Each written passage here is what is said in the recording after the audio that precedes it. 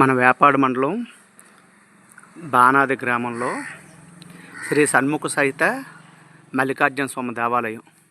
ప్రకృతి నడుమ ఇగో నవగ్రహాలు, అలాగే పాత శివాలయం, అలాగే స్వామివారి ఆలయం, ధ్వజస్తంభం, అగ్నిహోత్రం, అలాగే లోపల చూడండి షణ్ముఖ సహిత మల్లికార్జున స్వామి ఆలయం, బానాది గ్రామం.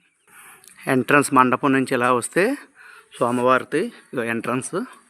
లోపలికి వెళ్ళగానే నందీశ్వరుడు, అలాగే సుబ్రహ్మణ్య స్వామి, దుర్గాదేవి, ఈ రెండిటి నడుమ వినాయకుడు, అలాగే అమ్మవారు, ఇగో శివుడు. ఈ శివుడు వచ్చి మరకత లింగం.